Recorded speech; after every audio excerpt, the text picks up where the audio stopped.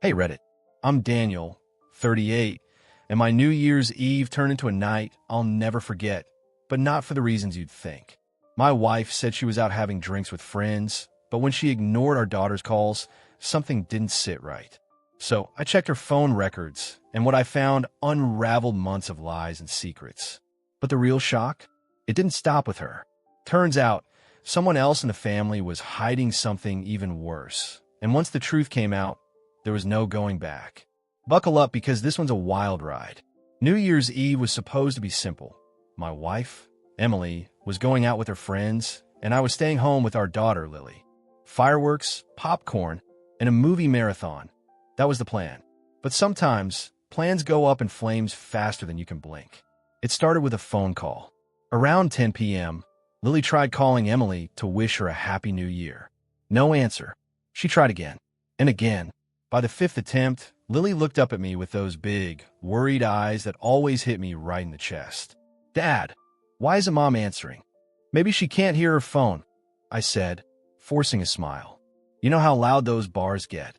But the knot in my stomach told me otherwise. By midnight, Emily still hadn't returned my texts. She wasn't home when the fireworks started, and when I tucked Lily into bed, her eyes were damp with disappointment. "Maybe Mom's just having fun," she mumbled, pulling the blanket up to her chin. "Yeah, maybe," I replied, brushing her hair back from her forehead. But inside, my gut was screaming. When Emily finally stumbled through the front door at 2 a.m., her cheeks flushed and her smile just a little too wide, something inside me shifted. "You're late," I said, my voice low.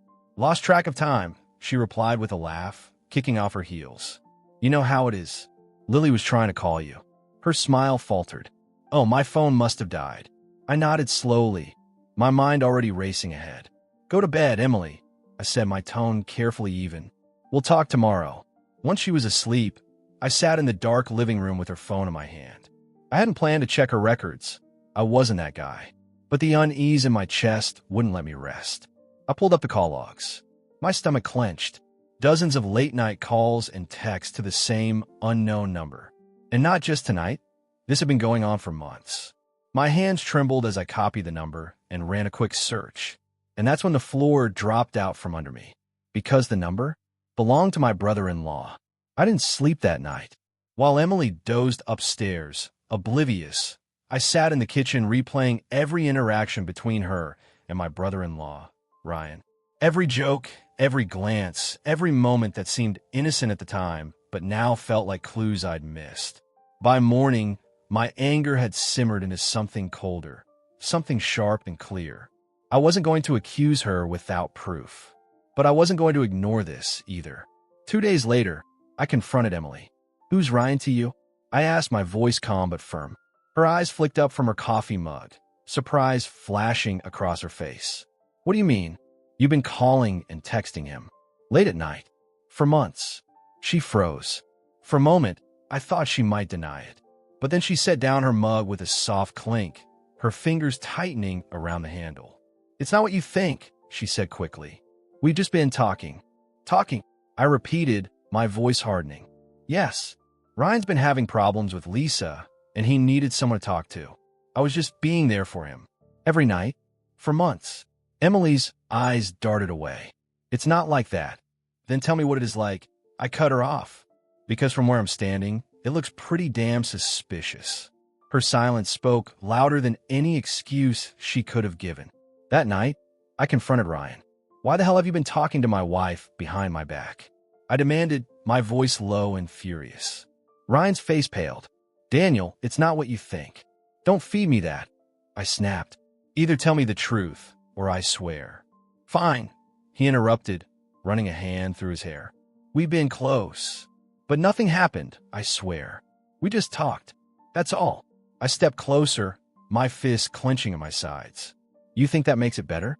You went behind my back and confided in my wife instead of your own. How the hell do you justify that?" Ryan had no answer. For days, the tension between Emily and me was suffocating. Every conversation ended in accusations and half-finished sentences. Every glance was loaded with unspoken anger. And through it all, Lily watched us with wide, worried eyes. But just when I thought things couldn't get worse, They did. The bomb dropped at Sunday dinner. We'd gathered at my in-laws' house. Me, Emily, Lily, Ryan, and Lisa, along with the rest of the family. The air was thick with unspoken tension, but everyone plastered on smiles, pretending nothing was wrong. Until Lisa stood up, tapping her wine glass for attention.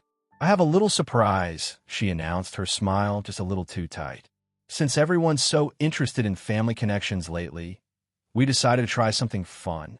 A DNA test for the kids." Silence fell over the room like a lead blanket. Ryan's face drained of color. Emily's hand tightened around her wine glass. And me? I just sat back and watched the fireworks begin. Lisa stood at the head of the table, her wine glass catching the light as she smiled that too sweet smile. If I hadn't been so focused on the tension crackling through the room, I might have admired the performance. But I knew better. "Since we're all about family these days," she continued, her gaze flicking pointedly toward Emily, "I thought it would be fun to see where the kids come from. You know, heritage and all that." My pulse thudded in my ears as I glanced toward Emily. Her fingers clutched her wine glass so tightly I thought it might shatter. Across the table, Ryan sat frozen, his eyes locked on Lisa like a deer caught in headlights. "Lisa," Ryan said, his voice low, "this isn't the time." "Oh, come on," Lisa interrupted, her smile widening. "It's just a little fun. Right, Emily?" Emily's gaze snapped to mine. For a second, I saw something raw and panicked in her eyes. That's when I knew, whatever Lisa was about to say, it was going to change everything. "Anyway," Lisa continued, pulling a folded piece of paper from her pocket, "the results came in yesterday. And guess what?" She paused, her smile sharp as a blade. "Turns out, not everyone's kids are quite what they seem." The room went dead silent. My heart pounded against my ribs as I watched Lisa unfold the paper with deliberate slowness, savoring the moment like a cat with a trapped mouse. "Lisa, don't," Ryan warned, his voice strained. She ignored him. "According to the results, our oldest son, Tyler..." She glanced at Ryan, her eyes glittering with something between fury and triumph. "Turns out he's not yours." Gasps echoed around the table. Someone dropped their fork, the metallic clatter loud in the stunned silence. Ryan's face went white. "Lisa, what the hell are you talking about?" "I'm talking about karma," Lisa shot back, her smile curdling into a sneer. "After all the suspicion and gossip, after everything that happened with Emily, I thought it was only fair to see if we had any surprises of our own. And guess what? We did." Emily's hand flew to her mouth, her eyes wide with shock. Across the table, Lily clutched my arm, sensing the tension but too young to understand what was happening. "Lisa, this is insane," Ryan stammered, shaking his head as if he could will the words away. "There's no way." "Oh, there's a way," Lisa snapped. "It's right here in black and white. Tyler's biological father is someone else." She paused, her smile sharpening. "So maybe you should stop judging other people's marriages and start looking at your own." The air in the room seemed to thicken, heavy with the weight of unspoken accusations. I sat frozen, torn between shock, anger, and a strange sense of vindication. After months of suspicion, months of late-night phone calls and unanswered questions, the truth had finally come out, and it wasn't all what I'd expected. Ryan pushed back his chair, so abruptly it scraped against the floor. "You had no right to do this," he hissed, his voice shaking with barely contained fury. "No right," Lisa shot back. "After everything you've done? Don't act like you're the victim here, Ryan. You brought this on yourself." "Everything I've done?" Ryan repeated, his voice rising. "What the hell is that supposed to mean?" "Oh, don't play dumb," Lisa snapped. "You think I didn't notice the late-night phone calls? The secret texts? The business trips that just happened to line up with Emily's schedule?" Emily gasped, her face going pale. "Lisa, I swear." "Save it," Lisa cut her off. "I might not have proof, but I know what I saw. And now you know what it feels like to have your world turned upside down." For a moment, no one moved. The only sound was the distant hum of the refrigerator, the faint clink of silverware as someone shifted uncomfortably in their seat. Then Ryan stood abruptly, his chair toppling backward as he pushed away from the table. Without another word, he stormed out of the room, the front door slamming behind him. Lisa stood frozen, her breath coming in short, uneven gasps as the weight of her own revelation settled over her. "Well," she said, her voice shaky but still laced with defiance, "I guess that's that." The rest of dinner passed in a haze of awkward silence and half-hearted attempts at conversation. Plates were cleared, desserts were served, but the air remained heavy with the unspoken aftermath of what had just unfolded. By the time we left, Emily was silent beside me, her hands twisting nervously in her lap as I drove home through the dark streets. "I swear, Daniel," she whispered, breaking the silence. I know," I said quietly, surprising even myself with the certainty in my voice. She glanced at me, her eyes wide with uncertainty. "You believe me?" I nodded. "I checked the phone records, Emily. I know you and Ryan were talking, but I also know it never went beyond that." She exhaled shakily, tears welling in her eyes. "I'm so sorry. I never meant to hurt you." "I know," I replied, reaching over to squeeze her hand. "But next time, just talk to me, okay?" She nodded, squeezing my hand back as silent tears slid down her cheeks. By the time we pulled into the driveway, the tension between us had begun to thaw. The cracks in our marriage weren't gone, but for the first time in months, I felt like we might be able to piece ourselves back together. But as I helped Lily out of the car and led her inside, a nagging thought lingered in the back of my mind, a question that refused to be ignored. If Tyler wasn't Ryan's son, then who was the father? And more importantly, what other secrets was this family still hiding?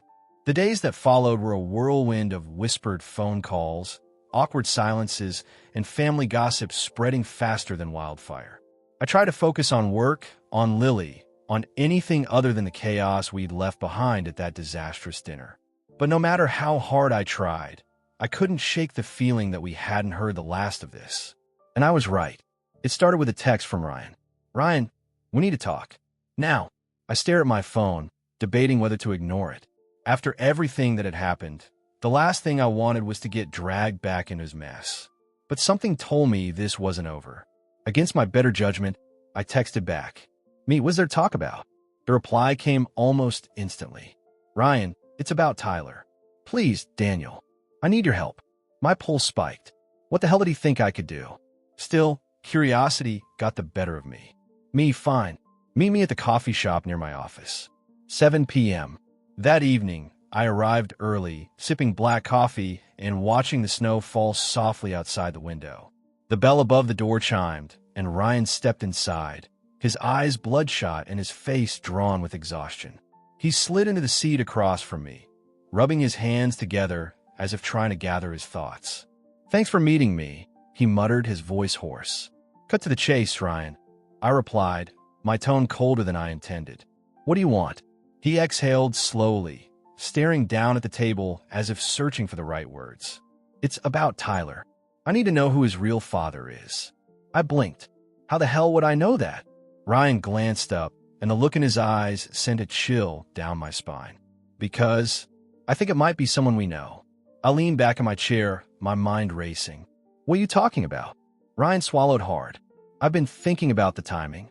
Tyler was born right around the time Lisa started spending a lot of time with our cousin Mark." "Mark?" I repeated, stunned. "You think Mark is Tyler's father?" Ryan nodded grimly. "They were always close.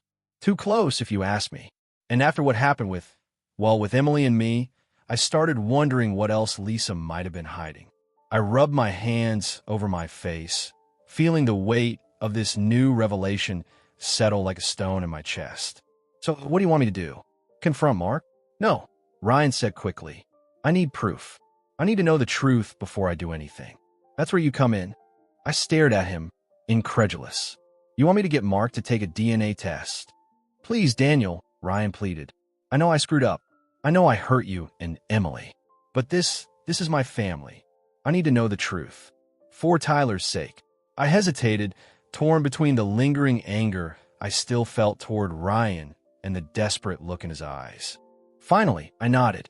"I'll see what I can do." The opportunity came sooner than I expected. 2 days later, Mark showed up at my office unannounced, claiming he was just in the neighborhood. I knew better. Word of the family drama had spread fast, and curiosity had clearly gotten the best of him. "Hey, man," he said casually, leaning against the doorframe. "Heard things got a little heated at dinner the other night." "You could say that," I replied, keeping my tone neutral. Mark chuckled, but there was a nervous edge to it. "So, any idea what Ryan's going to do now?" I studied him closely, noting the way his eyes darted around the room, never quite meeting mine. "I don't know," I lied, "but if I were him, I'd want answers." Mark shifted uncomfortably. "Yeah, well, sometimes it's better not to dig too deep, you know." "Is that what you think?" I asked pointedly, watching for his reaction. Mark's smile faltered.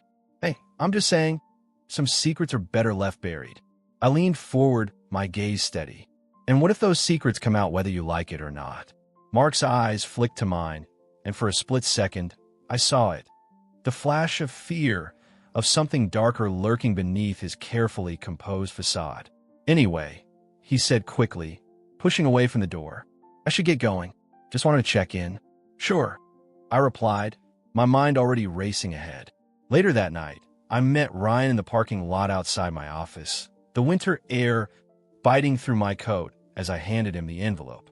He was nervous. I said simply, "I bet good money he knows something." Ryan took the envelope with shaking hands. Inside was a coffee cup Mark had used during his visit, enough for a DNA sample. "Thank you," he whispered, his voice thick with emotion. "Don't thank me yet," I warned. "You might not like what you find." The results came back faster than I expected. This time, it was Ryan who texted me. "Ryan, got the results. Can you meet?" My stomach twisted into knots as I typed back. "Me where?" "Ryan, the part by your house." 8 p.m. By the time I arrived, snow was falling softly, coating the ground in a thin layer of white. I found Ryan sitting on a bench beneath the street lamp, the envelope resting on his lap. Without a word, he handed it to me. My fingers trembled as I unfolded the paper and scanned the results. 99.9% biological match. I exhaled slowly, the breath visible in the cold night air. "So it's true," I said quietly. Ryan nodded, his gaze distant. "Mark's the father." Silence stretched between us, heavy with the weight of everything that had led to this moment. "What are you going to do?" I asked finally. Ryan's jaw tightened. "First, I'm divorcing Lisa. I can't stay with someone who's lied to me for years. And Tyler." Ryan's expression softened. "He's still my son. DNA doesn't change that. But I need time to figure out what this means for us." I nodded, understanding the unspoken turmoil he was grappling with. "And what about Mark?" I asked cautiously. Ryan's eyes darkened. "He doesn't deserve to be in Tyler's life. I won't let him." In the weeks that followed, the fallout spread like wildfire. Lisa moved out of the house, her reputation in tatters as the family whispers grew louder. Mark tried to deny everything at first, but the DNA results spoke louder than any excuses he could offer. His visits to family gatherings became less and less frequent until, eventually, he disappeared from the picture altogether. As for Emily and me, we worked through the cracks in our marriage, slowly rebuilding the trust that had been shaken but not broken. It wasn't easy. There were still nights when the shadows of what might have been lingered between us. But we chose to move forward, stronger for having weathered the storm together. Looking back, it's hard to believe how much one night, one decision, changed the course of so many lives. But if there's one thing I've learned, it's this. Some secrets will always find their way to the surface. And when they do, you'd better be ready for the fallout.